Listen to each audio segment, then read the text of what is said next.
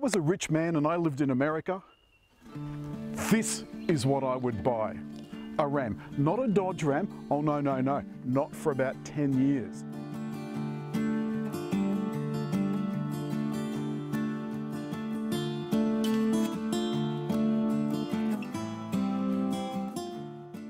Ram was spun off as a separate truck company. Look at this beast. Look how high the bonnet comes up. It comes up to my chest. I think that's just extraordinary. Ram badge on the front, and look at this fantastic chrome grille.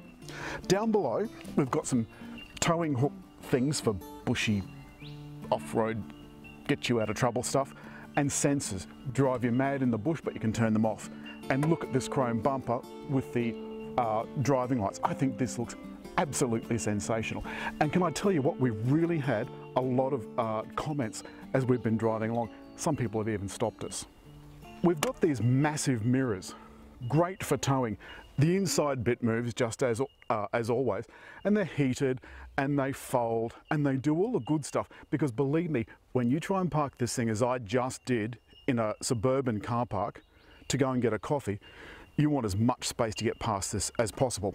Along the side, you've got that badge with the 5.7 litre Hemi. Rob, how much has this got again?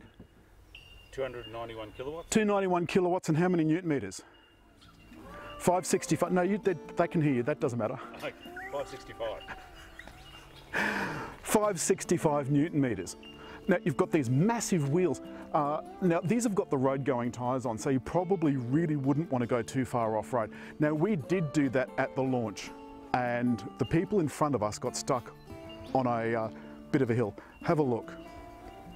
So here they are going up the hill, and yeah, no, not quite, and they eventually made it.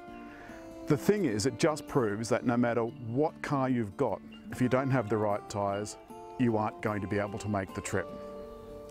Meanwhile, back here, we've got easy entry. So we've got the keys stashed in your pocket, the button locks and unlocks the doors, and you've got side steps. These things you can actually stand on to get in, and believe me, I'm almost 6 foot and I need to use these things to get in. I did try and slide across, but it came up to about here on my bum. This is a Ram box. Try and work that into a conversation at a party. I've got a Ram box. This is a completely different tub. If you don't order this from the factory for $5 grand, this is a completely different tub. What it does is it uses the space over the wheel arches. Now, Ram told us that you can put ice in this. It's got little plugs, look. Can you come in here and see so it's got little plugs. You can take the plugs out and drain your ice. This locks with the car, and that's a fairly sturdy lock. So the back of it, now again, I know we're standing on some uneven ground, but that's coming up to my shoulder. That's how big this thing is.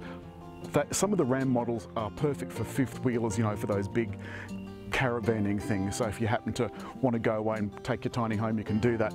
But with this particular car, it's got a reversing camera. It would be almost undrivable without the reversing camera and sensors. Down below, we've got a towing hitch. This thing can tow 3,500. I sound like a game show host.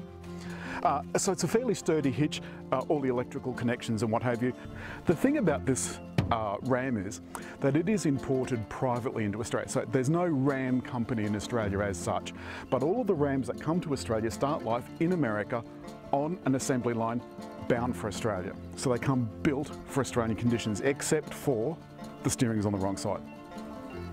Now, the company that brings them in, Ateco, they have a factory in Melbourne where they remanufacture these. They actually put a proper dash in that's manufactured specifically for a car for Australia. It's not just one that's been chopped up from America, which is good. Now, what you can't see from over there is you open the tailgate up, there's lights either side, and they have this cool divider that divides off the rear tub. It's adjustable, so you can put this anywhere in the back tub. But what it also does is you can bring this thing right out. Huh? What do you reckon?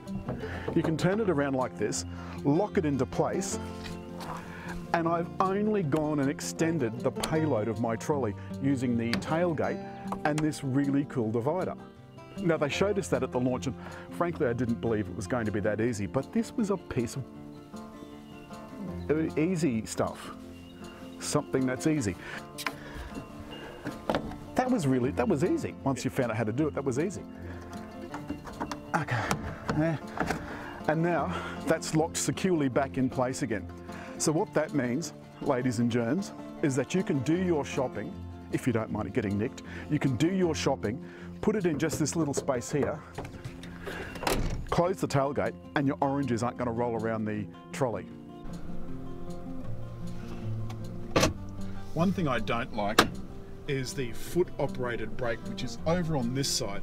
It's on the right hand side, so you've got to take your foot off the foot brake and put it onto the foot operated parking brake. Honestly, it's just ridiculous.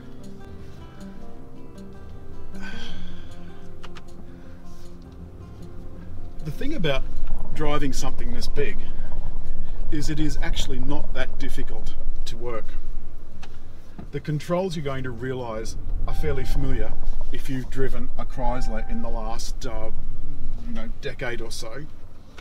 And the other thing is that you notice that it is incredibly easy to steer. Now, we're not exactly off-road, but nor are we in a city street either. This is a not exactly very smooth track.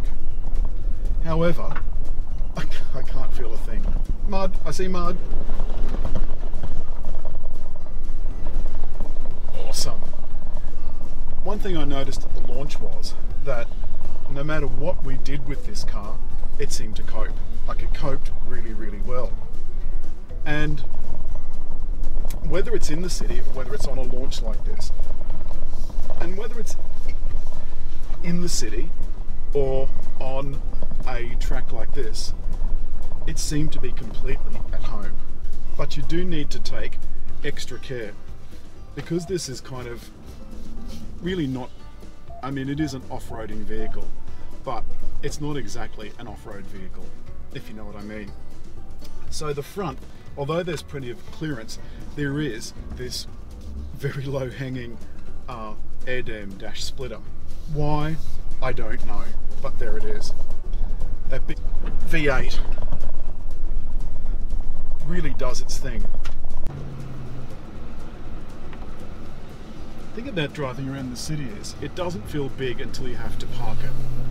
Then it feels really big. But Ram is just one of those cars that's deceptively easy to drive. You just saw us off on that track. That's not a particularly challenging track by any means, but it just shows how utterly versatile this car is. I am sitting a very long way up, but there's lots of things inside that are brilliant. For example, if you've driven a Chrysler in the last 10 years, you'll recognise all of the switchgear. The same with the Uconnect system. That's pure Chrysler too. It's got switches on the back of the steering wheel. That's like a Chrysler. And the gear selector, that's like a Chrysler dash Range Rover. I like the things about the dash. I like the big, easy to read digital dashboard. But only the centre part's digital. I like the carrying space. I like the space in here. I like the fact that there's 10 cup holders that I've seen, but I'm told there's more. There's a double glove box. And the thing is, even on the highway there, this thing was like riding in a really big high-riding limo. It isn't pretending to be an SUV when it's not. It's not pretending to be a... I just went around that roundabout, then I just flicked my wrist and around it went. It's not pretending to be something that it's not, and a lot of cars, I think, are. This is as brawny as Arnold Schwarzenegger in his weightlifting days. It's as butch as... I was going to say as butch as a Hemsworth, but probably isn't.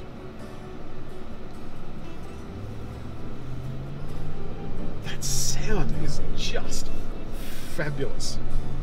Now remember, this thing can turn off cylinders, 2 or 4 cylinders, depending on how much it requires for power. You know it's American.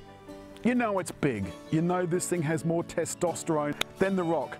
We did a little bit of track work just then, and by track work I don't mean on a track, I mean on a track. I love this car, I love the Americanness of it, I love the bigness and the boldness of it. It is beautiful. Think about it this way. In its class, if you can call it that, we've got Hiluxes and Navaras and Rangers and so forth, and yes, they're all four-wheel drive. They do have two-wheel drive options. They can't tow what this can. They are nowhere near the size that this is. Mind you, they use a lot less fuel. They claim that it gets under 10 litres per 100 kilometres-ish, or thereabouts. It doesn't. It doesn't.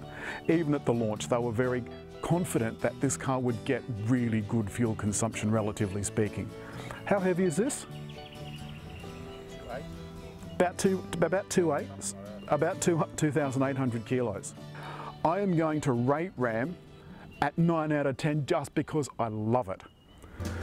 Is it the best car in the class? Well, at the moment, it's pretty much the only car in its class. Don't forget, as always, subscribe and leave a comment. So subscribe here, leave a comment down there. Down there.